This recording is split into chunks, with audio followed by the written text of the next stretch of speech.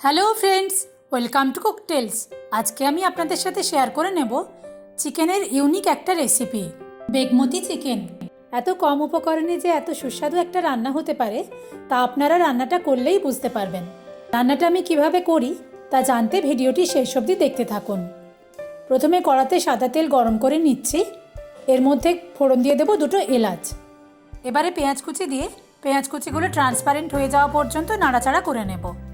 বেগমতি চিকেনের এই দারুণ রেসিপিটা যদি আপনাদের ভালো লাগে তাহলে অবশ্যই লাইক কমেন্টের মাধ্যমে তা আমাকে জানাবেন। আপনাদের করা একটা লাইক বা কমেন্ট আমাকে নতুন নতুন রেসিপি ট্রাই করতে খুবই মোটিভেট করে। পেঁয়াজ কুচিগুলো ভাজা হয়ে গেলে এর মধ্যে স্বাদ মতো নুন দিয়ে একটু নাড়াচাড়া করে নেব।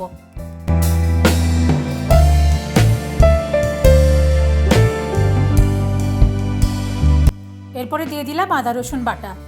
আদা রসুনের কাঁচা গন্ধটা চলে না যাওয়া পর্যন্ত নাড়াচাড়া করে নিচ্ছি।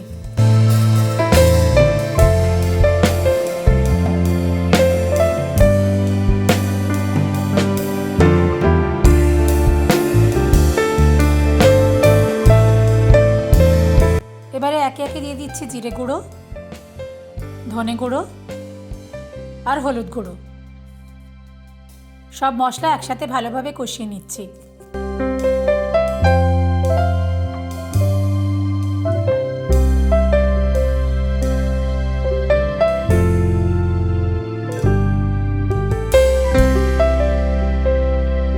এরপরে চিকেনটা দিয়ে মশলার সাথে মিনিট 5-6 ভালোভাবে কষিয়ে নেব।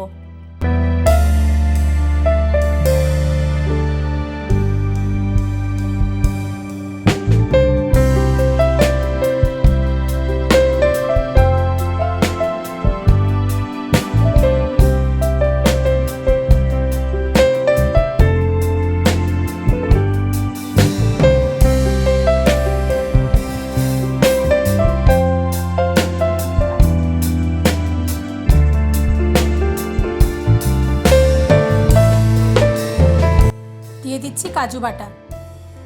কাজু বাটাটা দেওয়ার পরে গ্যাসের আঁচটা একদম কম রেখে মিনিট 10-15 এটাকে রান্না করতে হবে।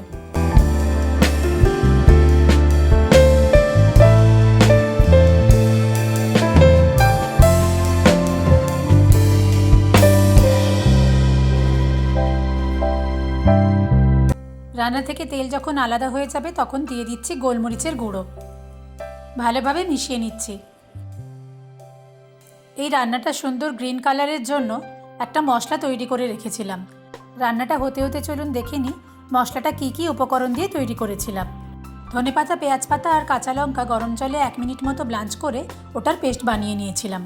ওই পেস্টটাই বেগমতি চিকেনের প্রধান উপকরণ। রান্নাটার মধ্যে সামান্য জল দিচ্ছি। এক্ষেত্রে আমি সবজি ব্লাঞ্চ করা জলটাই ব্যবহার করেছি, এতে গ্রেভির কালারটা আরও বেশি সুন্দর হবে।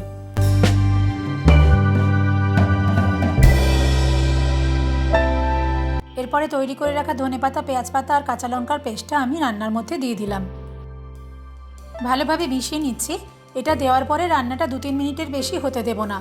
খুব বেশিক্ষণ ধরে রান্না করলে এর রঙটা একটু ফেড হয়ে যেতে পারে।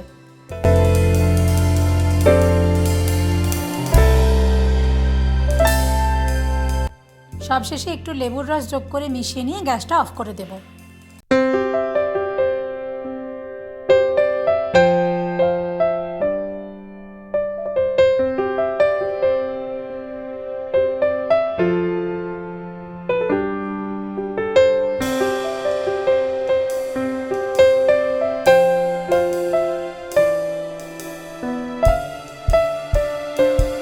তৈরি হয়ে গেছে আমাদের আজকের রেসিপি বেগমতি চিকেন। এই রান্নাটা লুচি, পরোটা, পোলাও, ভাত সব কিছুর সাথেই খুব ভালো লাগবে। রান্নাটা আপনাদের কেমন লাগলো কমেন্ট করে অবশ্যই জানাবেন। যদি ভালো লেগে থাকে ভিডিওটা লাইক আর শেয়ার করে দেবেন। আর আমার চ্যানেলটা সাবস্ক্রাইব করতে ভুলবেন না যেন। খুব শিগগির আসছি নতুন রেসিপি নিয়ে। টাটা।